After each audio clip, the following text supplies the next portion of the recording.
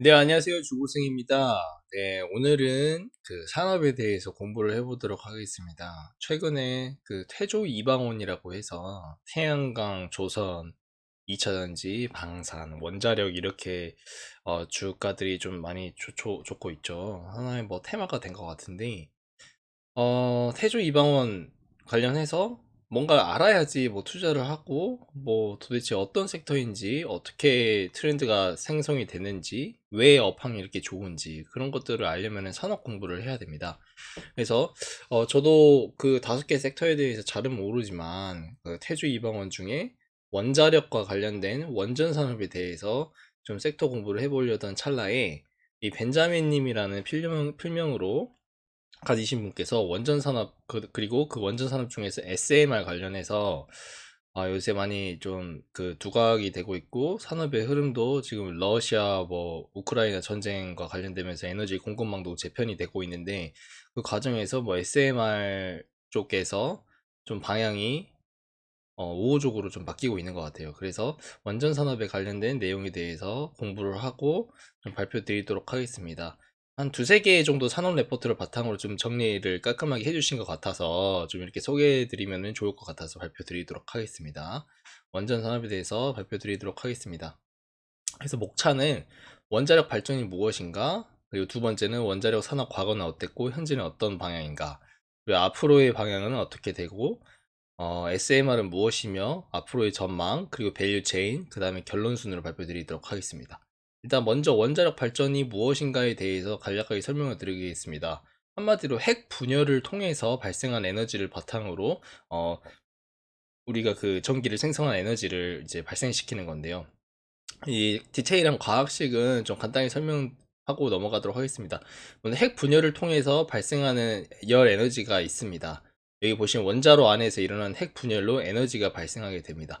농축 우라늄이라는 뭐 이렇게 원재료를 바탕으로 핵 연료를 장전을 하고 중성자가 우라늄 235라는 그 어떤 원재료에 부딪히면 핵 분열이 발생하게 됩니다. 그래서 이때 핵 분열 시에 미세하게 질량이 소실하게 되고 그 소실된 질량이 열 에너지로 변환이 되면서 냉각제를 가열시킵니다.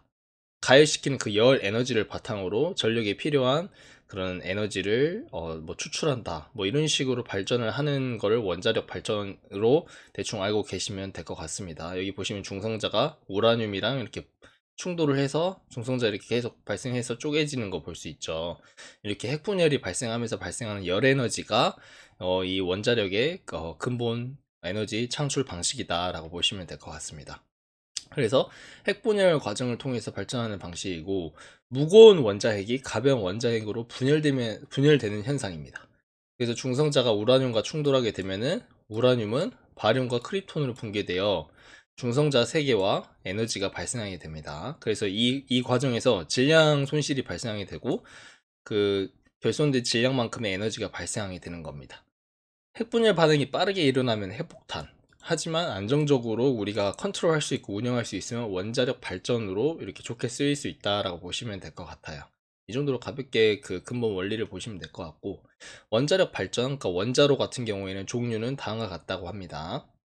총 3가지 타입이 있는데 첫 번째는 PWR, 이게 뭐 가압식이라고 들은 것 같고요. 하나는 BWR, 그 다음에 세 번째는 PHWR 방식이 있다고 하는데 여기 글로벌 원자력 비중 왼쪽에 파이 차트 한번 보시면은 PWR이 68%로 전 세계 원자로 타입 중에서 비중이 가장 높은 걸 볼 수 있고요. 두 번째가 BWR, 그 다음에 PHWR 순으로 보시면 될 것 같습니다.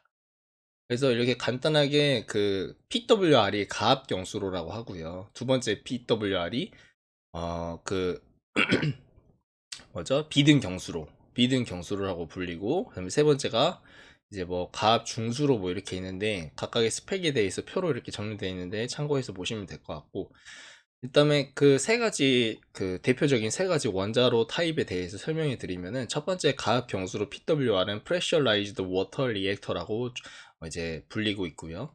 1차 개통에서의 핵분열로 발생된 열에너지를 열 교환기를 통해서 2차 개통에서 순환되는 냉각수를 끓여 증기를 생산하고 이 증기를 이용해서 터빈을 회전시킨다 라고 보시면 될 것 같아요.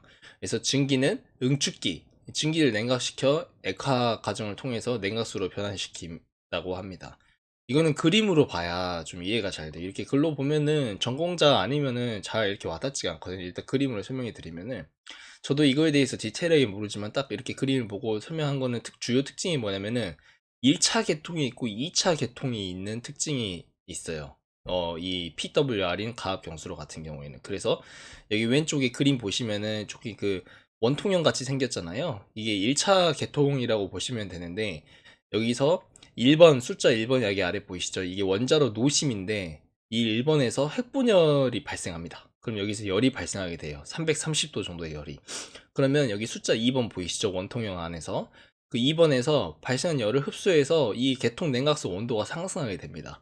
그러면은 근데 이 온도가 상승하게 되는데 이 지금 원통형 안에서는 그 가압기라는 그 장치가 있어가지고 냉각수가 325도에서도 끓지가 않는다고 합니다. 비등하지가 않는다. 비등이니까 끓는다는 그런 표현인데, 그래서 끓지가 않고.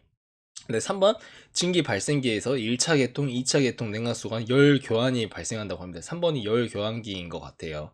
그래서 열을 흡수한 2차 계통 냉각수는 끓기 시작하면서 증기를 생산한다고 합니다. 그래서 생산된 증기는 여기 스팀 라인을 따라가서 이제 2차 계통을 이렇게 가게 되면서 터빈을 이렇게 회전시킨다고 보시면 됩니다. 여기 그림 보시면은 왼쪽에 원통형 여기가 노심이고 여기서 핵 분열이 일어나고 열이 발생하게 되는데, 이 열을 증기관을 따라서 이 스팀을 통해서 터빈을 발전시켜서 발전을 하는 방식이라고 보시면 돼요. 그래서 1차와 2차 계통으로 분리가 되고, 1차 계통에서 그 발생한 열을 바탕으로 스팀라인을 통해서 2차 계통에 있는 터빈을 발전시킨다. 회전시킨다. 터빈을 회전시켜서 발전을 시킨다. 그런 방식으로 보시면 될 것 같습니다. 해서 특징으로는 1, 2차 계통으로 구분되어 있고 가압기가 있어서 그 1차 시스템에서 비등점 이상으로 온도가 330도까지 올라가도 물이 끓지 않는다는 특징이 있고요. 그래서 1차 계통 중 주기기가 뭐 경납되어 있어 안전한 편이다 라고 설명한 것 같고, 전 세계적으로 약 70%로 가장 많은 비중을 사용하고 있다고 합니다. 그래서 가압경수로 PWR의 특징은 냉각수에 압력을 가해서 물이 끓지 않도록 하는 구조, 그다음에 압력을 가하기 때문에 PWR이라고 한다고 합니다. 그러니까 크게 세 가지 특징이 있는 것 같아요. 압력을 가한다. 그 다음에 1차 계통이 2차 계통 나눠져 있다. 그리고 1차 계통에서 압력을 가해서 물이 끓지 않는 특징을 가지고 있다 라고 보시면 될 것 같습니다. 그리고 안정성이 좀 높다, 다른 그 원자로 타입에 비해서. 그래서 전 세계에서 68% 비중으로 가장 많은 비중을 차지하고 있다. 그리고 기술 성숙도가 높은 편이라고 합니다. 여기 장단점 여기 참고해서 보시면 될 것 같고, 기술 성숙도 높고 안전성이 높죠. 그래서 사고 확률이 상대적으로 적습니다.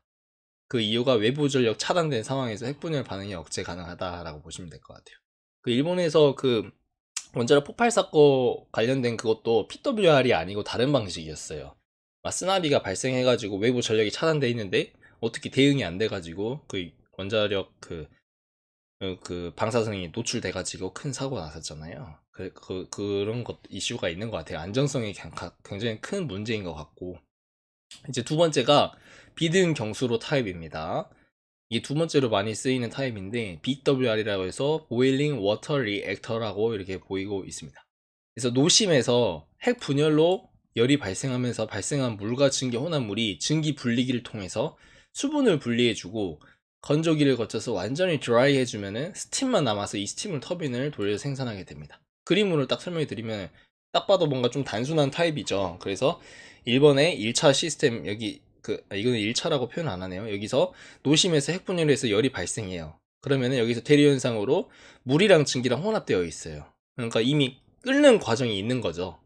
그래서 여기서 물이랑 증기 중에서 물을 제거합니다. 드라이 해줘가지고. 그러면 그 증기만 남게 되잖아요. 그 증기가 증기 분리기 스팀 세퍼레이트를 통과하면서 물방울이 분리가 되고 건조기를 지나면서 수분이 제거되면서 남은 증기로 터빈을 돌려서 전기를 생산하는 방식으로 보시면 될 것 같아요.